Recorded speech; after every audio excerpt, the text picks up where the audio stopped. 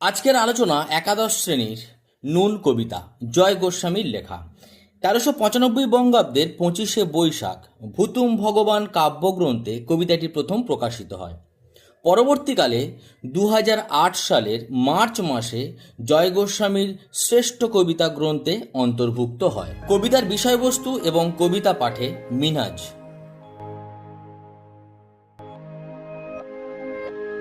সমাজ সচেতন কবি জয় গোস্বামীর ভুতুম ভগবান কাব্যগ্রন্থের অন্তর্গত নুন কবিতায় কার্ল মার্ক্সের দর্শনের শ্রেণীবিভাজন, খাদ্য আন্দোলন, নকশাল আন্দোলনের সমাপ্তি, 71-এর মুক্তিযুদ্ধ, সোভিয়েত ইউনিয়নের ভাঙন ইত্যাদি প্রতিফলিত হয়েছে। দেশে চলছে নকশালবাড়ি আন্দোলন, কৃষক হত্যা, উদ্বাস্তু সমস্যায় বাংলাতে চলছে পালাবদলের ভাঙাগড়া, মানুষ দেখছে মানুষের নৃশংসতা, সামাজিক বৈষম্য, অর্থনৈতিক ভেদাভেদ, অন্ন সমস্যা, বাঁচার জন্য অন্ন বস্ত্রের দাবি, এই সবই বাস্তববাদী সংবেদনশীল মানুষ হিসেবে জয় গোস্বামীকে স্পর্শ করেছে এবং তারই প্রতিফলন ঘটেছে এই আলোচ্য কবিতায়। নুন কবিতাটি লাইন বাই লাইন পড়ার আগে বিষয়বস্তুটা অবশ্যই করে আমাদের জানার প্রয়োজন আছে। নুন কবিতায় কবি দেখিয়েছেন নিম্নবিত্ত মানুষের রোজগার জীবন অসুস্থতা আর ধার দেনার মধ্যে দিয়েই অতিবাহিত হয়। জীবনের যাবতীয় অপ্রাপ্তি, অক্ষমতা ও দুঃখ ভুলতে তারা নেশায় আচ্ছন্ন হয়। দারিদ্র তাদের নিত্যসঙ্গী, তাই প্রতিদিনের বাজারটুকুও তাদের জোটে না। কারো কারো বেশিরভাগ দিন অর্ধাহারে অনাহারেই কাটে। কবি দেখিয়েছেন যে অভাবের সংসারে আবার কখনো কখনো তাদের বেশি শখও জেগে ওঠে। হঠাৎ বাড়তি পয়সা পেলে বেহিসেবি হয়ে সুখের সন্ধান করে তারা। তাদের হৃদয়ের সৌন্দর্য বোধ জীবনের গ্লানিকে মুছে দিতে চায়, তাই তারা গোলাপ চারা কিনে বাড়ি ফেরে। কিন্তু মাথা গোঁজার একচিলতে পরিসরে বা একচিলতে জায়গায় স্বাদের গোলাপ চারাটি রাখবে কোথায় বা আদৌ তাতে ফুল হবে কিনা, এই সংশয় ঘিরে ফেলে তাদের সমস্ত আকাশে, সমস্ত চিন্তাভাবনায়।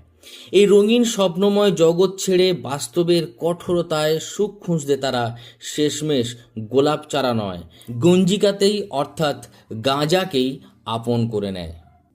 প্রসঙ্গক্রমে গঞ্জিকা বলতে এখানে গাঁজার কথা বলা হয়েছে, যেটিতে নেশা হয়।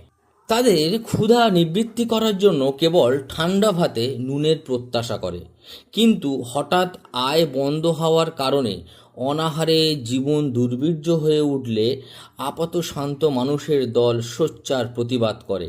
তাদের প্রতিবাদের স্বর ছড়িয়ে পড়ে সমাজের নানা মহলে, কিন্তু তারা তো সামান্য, তারা তো অবহেলিত। তাদের খাদ্যের দাবি ও চাহিদা নিয়ে ব্যস্ত হয় না উদাসীন সমাজ, তাই অনিশ্চিত জীবনের যন্ত্রণা থেকে মুক্তি হয় না তাদের। তারা জানাতে থাকে বেঁচে থাকার সামান্য সম্বল ঠান্ডা ভাতে নুন এর ঐক্যবদ্ধ দাবি।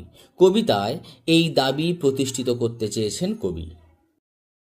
এবারে আমরা দেখব লাইনগুলোর ব্যাখ্যা। আমরা তো অল্পে খুশি, কি হবে দুঃখ করে, আমাদের দিন চলে যায় সাধারণ ভাত কাপড়ে। অর্থাৎ অতি সাধারণ মানুষের চাহিদা বেশি হয় না, উচ্চাকাঙ্ক্ষাও আকাশ ছোঁয়া হয় না, খুব অল্পই তাদের উচ্চাকাঙ্ক্ষা। পেট ভরে দুবেলা দুমুঠো ভাত, পরনের কাপড় আর মাথা গোঁজার ঠাঁইটুকু পেলেই তারা সন্তুষ্ট, তারা পরিতৃপ্ত। তাই বলা হয়েছে আমরা তো অল্পে খুশি, কি হবে দুঃখ করে, আমাদের দিন চলে যায় সাধারণ ভাত কাপড়ে। তারপরে চলে যায় দিন আমাদের অসুখে ধার দেনাতে, রাত্রে দুই ভাই মিলে টান দিই গঞ্জিকাতে।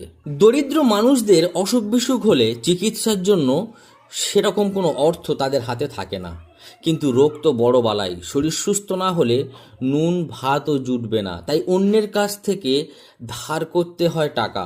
অসুখে ধার দেনা করে চলতে হয় তাদের। দৈনন্দিন দুর্দশা আর ঋণের সমস্যায় জর্জরিত মানুষগুলো সাময়িকভাবে সাংসারিক দায় দায়িত্ব থেকে মুক্তি পেতে নেশায় আচ্ছন্ন হয়।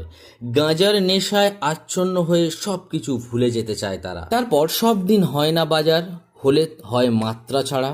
বাড়িতে ফেরার পথে কিনে আনি গোলাপ চারা, কিন্তু পুঁতব কোথায়, ফুল কি হবেই তাতে, সে অনেক পরের কথা, টান দিই গঞ্জিকাতে। অভাবের সংসারে রোজ বাজার করা একেবারেই অসম্ভব। অবশ্য যদি কোনোদিন উপার্জন বেশি হয়, সেদিন বাজার হয় মাত্রা ছাড়া।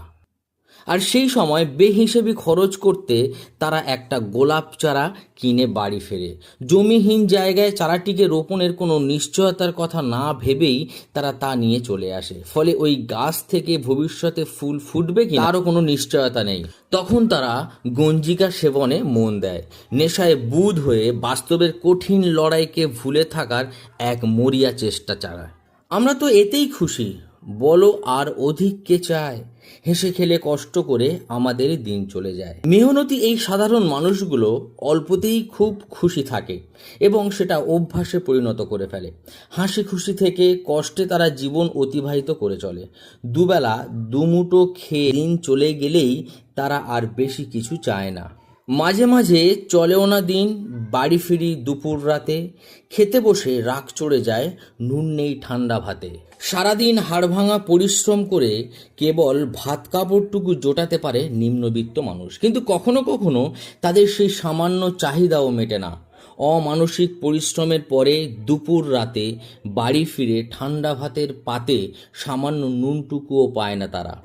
না পাওয়ার যন্ত্রণা আর পেটের আগুন দারুণ রাগে পরিণত হয়। সেই রাগ তখন তাদের মাথায় ওঠে।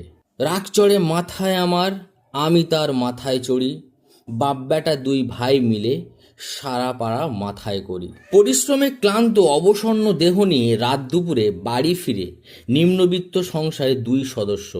সম্পর্কে তারা পিতাপুত্র হলেও খিদের জ্বালায় উভয়ই শিষ্টাচার ভুলে যায়। ঠান্ডা ভাতে নুনটুকুও যখন দেখা না পায়, রাগে তারা দুই ভাইয়ের মতন বিবাদ করে।